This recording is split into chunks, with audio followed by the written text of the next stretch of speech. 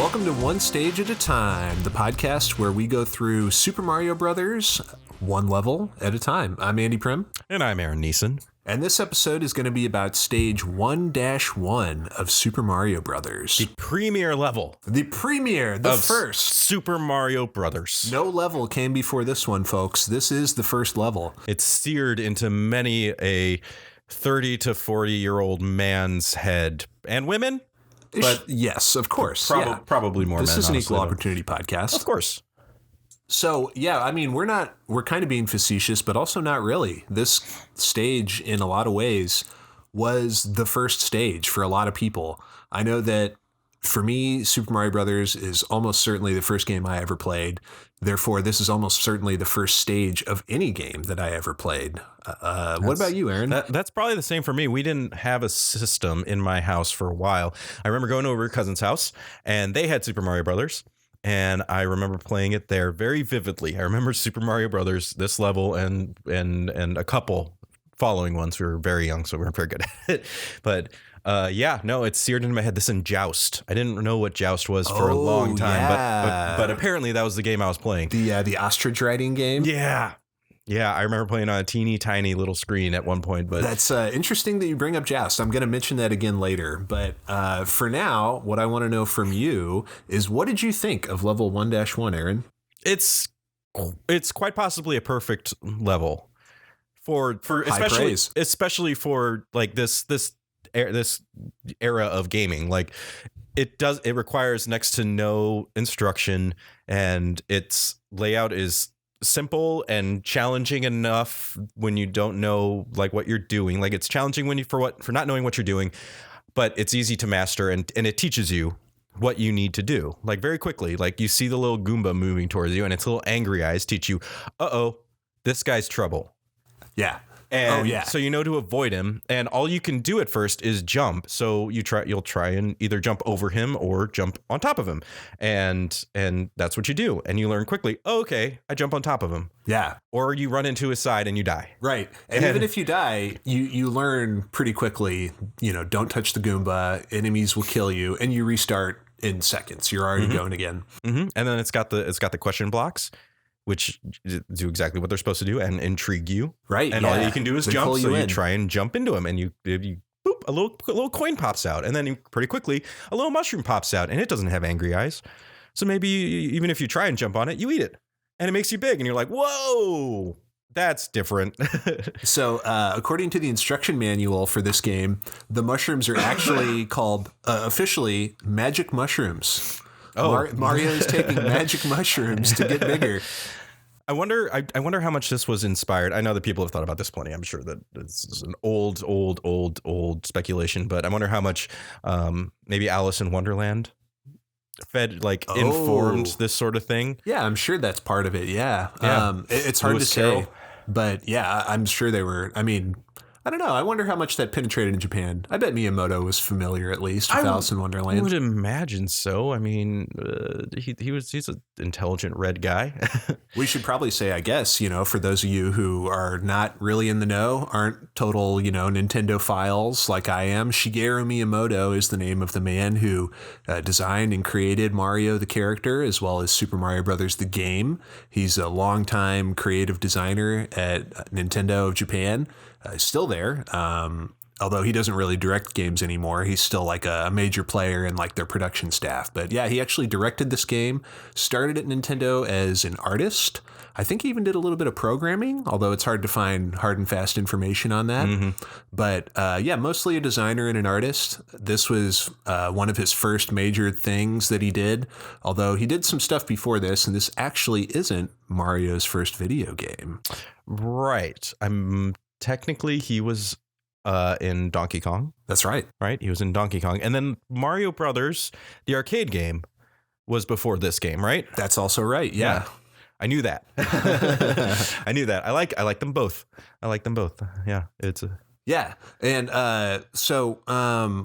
we'll jump back into history in a minute. I want to kind of jump back to what you were saying earlier about how the design is just so kind of fluid, how it teaches you how to play. It's interesting because today pretty much every AAA game that comes out has a tutorial segment in it, right? You usually have some kind of narrator, like, or other NPC, like, talking in your ear and telling you, like, what you have to do, and then you do it. Which does make sense. Games have become more complicated in this day and age as machines are able to do more and are more powerful, and there's people expect more. It makes sense that there are tutorials. You know, I wouldn't want to play a lot of the games without tutorials. How many times have you played a game that didn't explain something, and then 35 minutes into a game, you realize that there was a button that you should have pressed after this other button, and you would have been doing a devastating attack that would have destroyed these enemies really quickly. And instead you've been flicking beans at them for half an hour, and you could have been in the next section way long ago. And I'm glad for tutorials now. This was great without it. Yeah, there's something to be said for that simple design philosophy that you can figure out how to play the game without the game really explicitly telling you. You're sort of exploring on your own. And of course, on the NES, like you were saying, there's only 2 buttons. I mean, well, okay, there's 4 buttons if you count start and select, but you can only go right. The game literally does not let you go left. Yeah, you can't scroll backwards in this game. That's another big thing. Now, do you think, and I'm not 100% sure, do you think that was a choice, or was that for like hardware limitation reasons?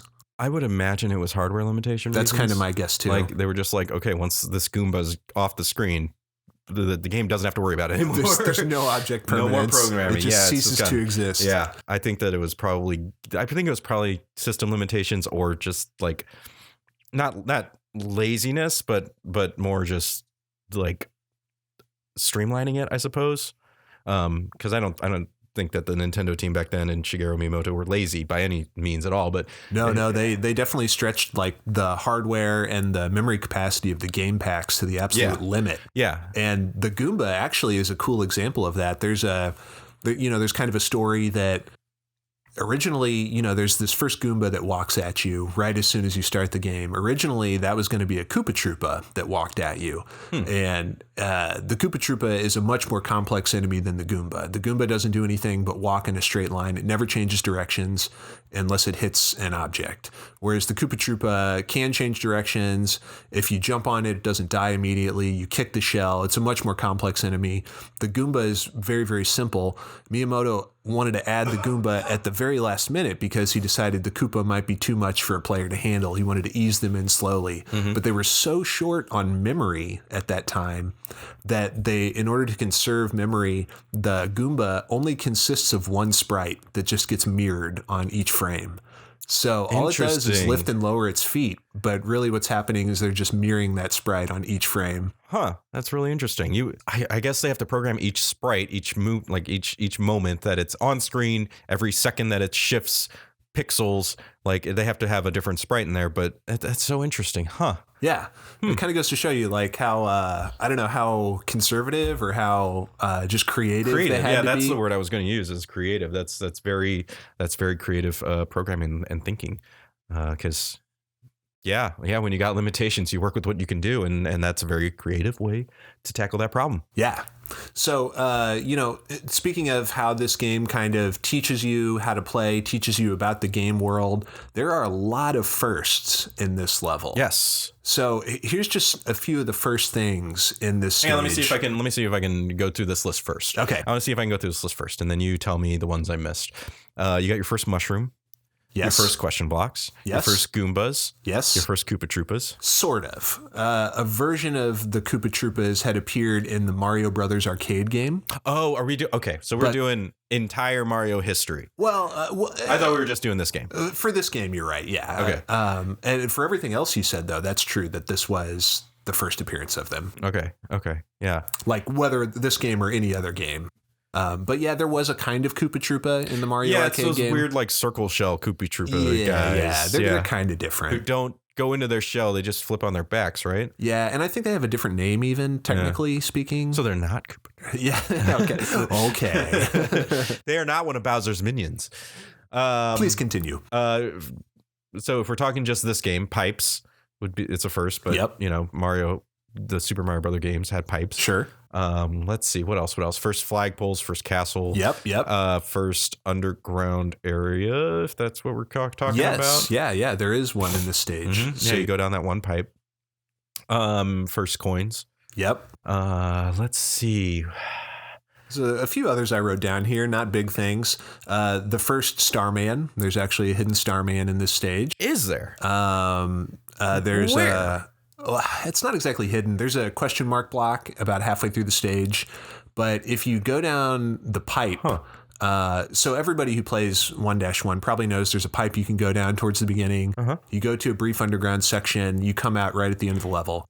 But that skips a good chunk of this level. Yeah, which I did. Yeah. I did that, and I felt kind of bad about doing that because I was like, I didn't feel like I didn't actually experience the level. I beat the level, and I didn't use any warps or anything, but it's. I feel like I jumped over more than I should have. I think that's a great example of the intentional design of this stage, because a player who does that is maybe going to wonder, well, what else could I have found there? And it's early enough in the game that you could reset and just try the first level again. And then you'll find out, wow, there's so much more to it. Like if you continue, you can get the first fire flower in this stage. Is there? As well as, like I said, the first Starman. And there's even a hidden one-up mushroom in this stage. See, this is what I'm talking about. I the allure of coins that I knew were there. Free coins underground made me miss all that good stuff. You would also miss the first Koopa Troopa if you take that secret pipe. I knew he was there. I remember him being there. There's a single Koopa Troopa in this stage. Which, we'll talk more about the Koopa Troopas in episode 2 because there's way more of them in 1-2. But yeah, just one of them in 1-1 just to sort of let you know there's not just going to be angry mushrooms with angry diagonal eyebrows. Yeah, but even though that would be a lot of fun, it's probably one of the most perfect first levels ever. It teaches you everything you need to know very quickly and gives you tantalizing hints of things to come and keeps you interested. You don't even know what your goal is except go right. Just go right. Well, but speaking that's of enough. Speaking of your goal, I pulled here for you, Aaron. This is some of the background lore of Super Mario Brothers. This comes directly from the instruction manual that was sold in North America with the game. And if you'd like, I can read for you what all players in 1985 would have read as their objective. Please do. Story time. All right. So page 2 of the manual says, one day the kingdom of the peaceful mushroom people was invaded by the Koopa, a tribe of turtles famous for their black magic. The quiet, peace-loving mushroom people were turned into mere stones, bricks, and even field horsehair plants. I honestly have no idea what that means. I've tried to Google this. It's a Japanese thing, I guess. I don't know. Anyway, are those like the bushes in the background? I guess maybe it could be. Yeah, the bushes that are just the clouds. But I like the implication here that the bricks you're breaking with your head are like mushroom people. I've heard this before, and it does give credence to what I said before, that you're playing the bad guy. So to continue, the only one who can undo the magic spell on the mushroom people and return them to their normal selves is Princess Toadstool, the daughter of the Mushroom King, who is not appearing in this game. Unfortunately, she is presently in the hands of the great Koopa Turtle King.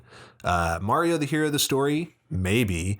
Hears about the mushroom people's plight and sets out on a quest to free the mushroom princess from the evil Koopa and restore the fallen kingdom of the mushroom people. You are Mario. It's up to you to save the mushroom people from the black magic of the Koopa. Oh, man. That's some serious lore. So how magic is Princess Peach? That's a good question. It's very unclear. Presumably saving her will break the spell of the Koopa. We're told that they're famous for black magic. I don't know that we actually see examples of much black magic in the game. Not this game, but in later games, there are definitely wizard Koopas. That's true. Mario 3 definitely has a lot of magic flying around. Yes, all those wands and stuff. So, I don't know. It's, this is like a pretty thin story, but it's enough to kind of give you a motivation. But it's a classic, and it's a Nintendo classic because, I mean, like, you got your Legend of Zeldas, your lone hero, and your Ganondorfs taking your princess, and the three of them with the powers, and it's a Nintendo staple, basically. Yeah, it's a classic, Hero versus villain, light versus darkness. It's Mario versus the Koopa, the king of the Koopa. And who is a great dad also, by the way. Oh, Bowser's Koopa, a good Bowser's father. An excellent father. We got a lot more to say about Bowser. We'll save that for episode 4 when we cover his first appearance in this game. Oh man, he's gonna kill me a lot. This is interesting. Everybody listening, just so you know, I'm not good at these games. I've never been great at Mario. I stated before I was a Sonic kid, still am a Sonic man, and so I'm never good. Like we fired up this game and we're gonna replay all these levels. I died on the first Goomba. In the first time I fired it up. It happens. Full disclosure. It's nothing to be ashamed of. I did make fun of him when it happened, but rightfully so. It's the first Goomba. But if you're out there listening and you died to the first Goomba, don't be ashamed. It happens. I'm here with you. I love you and I support you. And we're gonna take this journey together.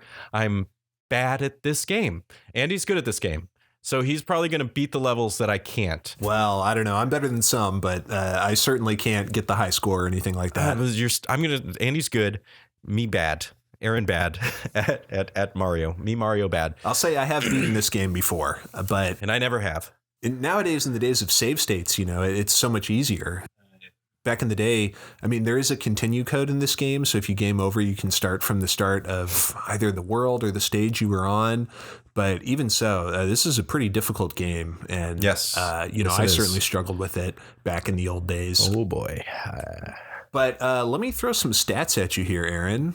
Hit me with them. I recorded some stats for this stage. I tried to count, and listeners out there, you may disagree with me on this. I counted as best I could. According to my calculations, there's 41 coins in this stage. Okay. 1 1-up mushroom, a single Starman, and 3 power-ups. Now, power-ups counting as fire flowers, invincibles. Well, you said Starman. Starman's separate than just Starman's power-ups. Different. Yeah. Power-up. When I say power-up, what I mean is there's certain blocks that either contain a magic mushroom or a fire flower. Mm-hmm. It's always one or the other. If you're regular Mario, it's going to be a magic mushroom. If you're already Super Mario, it's going to be a fire flower. So that's interesting. Super Mario is big Mario. That's right. Okay. Yeah. And Mario is just this little Mario. That's correct. Mario. Hey, I'm just Mario Brothers. I'm Mario. This is Luigi Mario. That was my Bob Hoskins. Yes. I hope you liked it. Of course, Aaron was referencing the immortal classic Super Mario Brothers, the movie. That's going to be another podcast, but I love that movie. It's a fantastic movie. Don't let anybody tell you differently. And it makes me so happy that everyone was so miserable while filming it. Like, it brings me so much joy that Bob Hoskins hated his life while he was playing Super Mario. And also, apparently Mario's like 24 years old. Like, that's canon. Like, Mario's a young man. Yeah. Yes. Well, that kind of brings us to the lore corner for this week. They cast a 50-year-old. Yeah. As Aaron alluded to earlier. Lore corner. Yeah. Welcome to the lore corner, folks. As Aaron alluded to. Can we call it the lore breakfast nook? I don't see why not. No, we'll call it your lore corner. Okay. It's the lore corner. So Mario's last name, as Aaron just mentioned, is Mario. That was first mentioned in the film, live action film, Super Mario Brothers, the movie, Mario, and Luigi Mario. That's the name of the Mario Brothers. Later on, Nintendo did sort of tacitly admit that this was canon. When I say canon, what I mean is I read this on the Super Mario Brothers wiki. So that's for the purposes of the lore corner, canon means the Super Mario Brothers wiki. Sounds like Nintendo wanted to shove it in a cannon and fire it off of Bowser's airship. Mario's age. Mario's age was my next item for the lore corner this week. And Aaron said 24 just now. They've given kind of a range of ages. Miyamoto at times has said Mario's 24 or 25. In Super Smash Bros. Melee, in the Japanese version, his age is given as 26. So he's a young man, 24, 25, remember, 26. the Super Mario in Melee is a doll. That's true. It's a child's doll. Yes, that's right. They all are. But that is not canon. That game is not canon for the Super Mario Brothers story. Right. But I think what they're referencing is the little descriptions that it would give you of the characters' appearances. I don't know, Andy. No. Aaron, everything I read on the Super Mario Brothers wiki is 100% canon and should not be questioned. Good to know. Goes to keyboard, goes to Super Mario Brothers wiki. The third and final item from the lore corner this week. Mario wasn't always a plumber.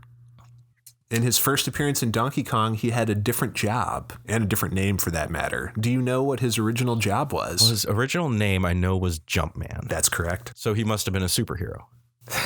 Or one of Dr. Wily's robots. Or Dr. Light's robots taken over by Dr. Wily and turned to evil. You know, all reasonable guesses, but hang on, let me give a real guess. Was he a carpenter? That's correct. I thought I think I heard it somewhere. Carpenter. Yes, he was a carpenter. He's a Christ-like figure, you know? Yeah. Later on, when they made the Mario Brothers arcade game, Miyamoto decided that switching to a plumber would make sense because of all the pipe themes that they had going on. So, that's been your lore corner for this week, folks. That is canonical lore from the Super Mario Wiki and should not be questioned. So submit your edits to the Super Mario Brothers wiki at www.supermarioBrothersWiki.org. It's www.mariowiki.com, and it's a great website. You should check it out. And if you have any issues, don't email me, email them. So before we wrap up today, I just wanted to go a little bit more into some of the history of this game. We're going to talk a lot more about history, you know, of different characters and things like that as we go through the rest of the game. But did you know that this was originally going to be like a shooting game, sort of like a run and gun kind of game? I did not know that. Yeah, Miyamoto originally envisioned this to be like Mario would be riding on a rocket and shooting a laser gun, which would have been, probably fun, but a much different game. And I don't think it would have caught on as well. No, I'm sure it wouldn't have. Yeah. I feel like those were like Galaga and stuff were, the dime a dozen. Yeah, that'd been done so many times. Yeah. I mean, Space Invaders, of course, is like one of the first like big games, but platforming games as a genre didn't really exist before this. Yeah. You had games like Donkey Kong, which was one small square of gameplay area. Yeah, it's just one screen. And there were other similar games, but, you know, there was really nothing like this. There were some games that had scrolling before Super Mario Brothers, but nothing in this same vein of like, you know, scrolling, progressing through stages, increasing complexity. It really was a trailblazer. And I mean, yeah, like I said, there's other like prototype kind of games that you can look at as sort of being influential. I'm not really going to list those right now. But yeah, I mean, you can look into it if you want. But Mario really was, Super Mario Brothers. Yeah, trailblazer. So like I said, Donkey Kong 1981 was Mario's first appearance. And the world forgot about Pauline for decades. I know, but she's back now, sort of. I know. She's the hottest of them all. And I have to say, if you've been playing Super Smash Bros. Ultimate, as I have quite a bit, and I know you have too, Aaron. Yes. The Pauline trophy is hands down one of the hardest ones to unlock.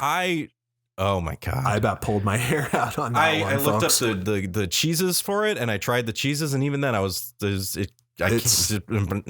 absurd. It's absurd. It is. I hate what's his face? The designer. What's his name? The director guy. Tuma, or no, that's the One Punch Man. Oh gosh, Sakurai made such a good game, and we love you, Mr. Sakurai. We do. You're amazing. I love you. Thank you so much for this fun, very, very, very, very, very fun game. So then we've got Donkey Kong Jr. in 1982, also an arcade game. This is Mario's only appearance as a villain in the series. I contend that he's a villain in most games, but you know what? Mario is a worker. Okay, Mario is a working class hero. He's probably a card carrying union member. Mario possesses the bodies of his enemies. He essentially violates their autonomy as sentient beings in order to advance his goals. You know what? They started it. Horrific. I'm just going to say it. They started it. Horrific. He's like the Punisher. He never starts the fights, but he finishes them. Well, Donkey Kong Jr., he's undisputedly the villain of that game. Yes. He's taken Donkey Kong hostage, put him in a cage, and it's up to baby Donkey Kong, who I guess is Donkey Kong from Donkey Kong Country, possibly. It's kind of unclear. Yes, it's very unclear. But this may be the Donkey Kong, the tie-wearing guy from Donkey Kong Country. And then, of course, we mentioned Super Mario Brothers, the arcade game, 1983, followed by, finally, this game in 1985. We've really dug in pretty deep to stage 1-1 of Super Mario Brothers. Yeah, this is a very heavy stage with a lot of history and a lot of lead up to the beginning of this game. This amazing game that fed a lot of children's video games, molded their video gaming experience and made them lifetime gamers. Really. I know it was like that for me, and I'm sure so many of you others out there. We're going to leave it here for this week, folks. We have, like a Twitter and stuff like that. Search for us on Twitter. Yeah, just, follow us on Twitter. Please follow us on Twitter. Follow us on Instagram. We'll probably make a Facebook page. We might have a website. Who knows? Just keep an eye out for us. We're out there, and we'd love your follows and your likes and your listens. Thank you for listening. Tell your friends, and go play Super Mario Brothers 1-1. It's a fun level. And we will see you next time for stage 1-2.